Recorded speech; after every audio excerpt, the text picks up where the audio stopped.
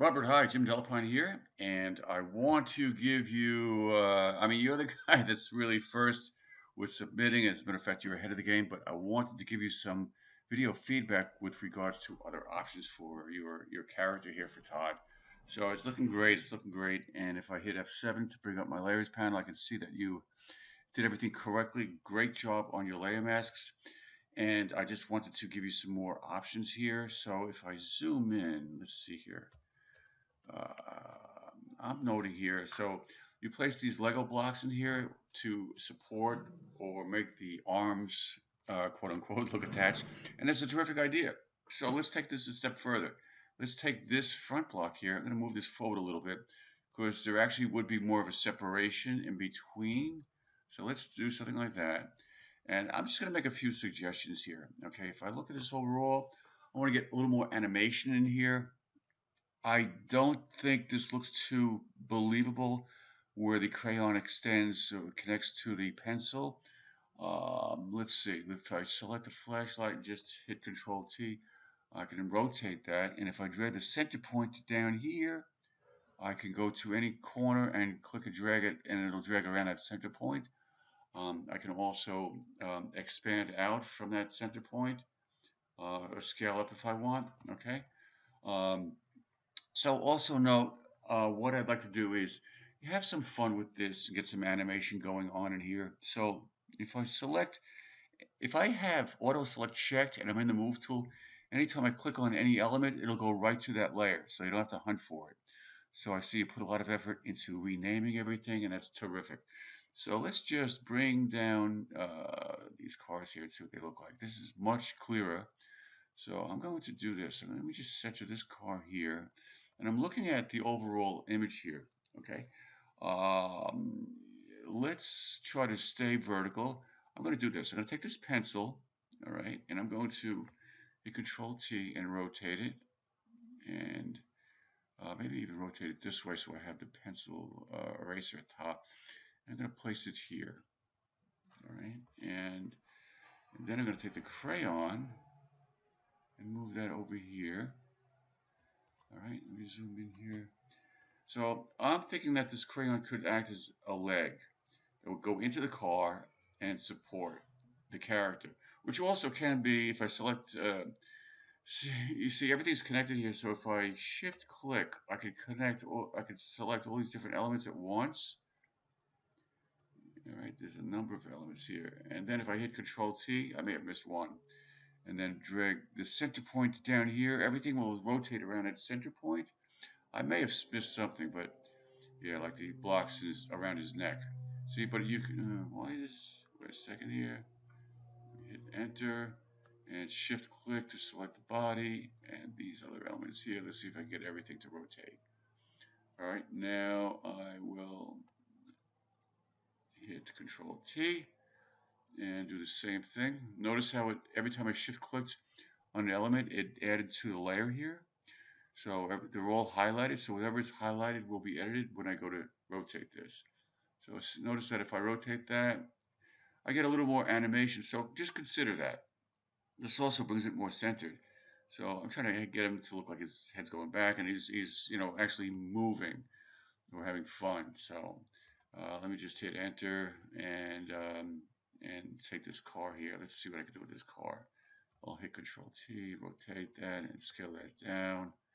Maybe put it. I don't know. This really doesn't exactly work out, but it's a thought. I'm going to take this crayon here and duplicate it. So Control, once the layer is active and there's nothing selected, if you hit Control J, it will duplicate that layer. So now I have two crayons. I can bring this over here, hit Control T, rotate it, and hit Enter. It doesn't exactly, a leg would come really from here. So I'm trying to make this work here. All right, so once I have that, then, for example, I will zoom in, select this crayon here. It's this one.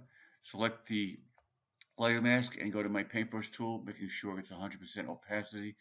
I'm sorry, 100% hardness.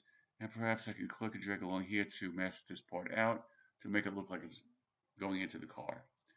Okay, so I'm just throwing different thoughts out there. I'm trying to get this more contained in the center. So that's why putting the pencil going upward, it's giving it animation and keeping it more centered. You may want to select everything here. I'm going to click and shift click all the way down here. And so everything is selected. Now I can perhaps move everything over at the same time. And yeah, like that. So another thought might be to have this pencil go through something or add something to the pencil. If I go down here, I may want to, let's see what we got here. Let's see, maybe the pencil should go in, well, let's say it's right here. Right here would make sense because these two red blocks here are holding onto that. Okay, I may even want to, if I hit Control T, I can distort this by holding down the Control key, and I can kind of distort that just for drama. So there's another different ways to go. Control T, I can rotate it. Um, so make it look like it's actually trying to hold on to this pencil here. Okay, that looks pretty good. All right, so take it from there. I hope that helped give you additional inspiration. You may also want to see these teeth here. They don't look like they're kind of like just floating there. So to make this look like it's more part of it, you may want to let's see. If I'm going to hit Control T, I may want to do the distortion method I just mentioned. By holding down the Control key, I can click and distort this. All right, so let me see. I may want to just pull this down. Control keys held down. Pull this up here. Hit Enter, and then I may want to select the layer mask for it. My paintbrush tool and paint the layer mask with black to make it look like it's kind of tucking underneath that blue disc. All right, so now you begin to make it look like it's part of it. In addition to that, if I create a new layer above this, we're going to create a little shadow under here. Right? You can use this method on your entire character. So I'm going to create a new layer above the teeth layer. Right? I'm going to go to my paintbrush tool. I'm going to click on the foreground color. I'm going to select a medium gray. Okay, hit OK. So now my foreground color is a medium gray. I'm going to go to my paintbrush and give it 0% hardness. Okay, and then with a specific, you're going to have to experiment with this part. But now what I'm going to do is create a selection. So because what I'm going to do is paint it here. Okay, I don't want to paint on the object. I want to paint all. I don't want to do that. Let me put it that way. But what I'm going to do is create a selection out of the teeth layer mask by holding down my Control key and clicking on the layer mask to the teeth. So now I have a selection. So anything now that I paint will stay contained within that selection. So with this blank layer active, I'm now going to click and paint and drag in here. Okay, so there. So it stayed contained within that selection. I'll deselect. Now what I'll do is go in here and change the blending mode on that layer for the shadow to multiply. That is a true shadow.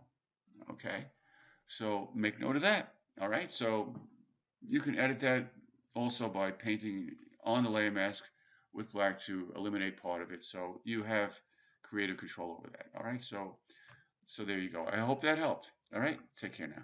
Bye.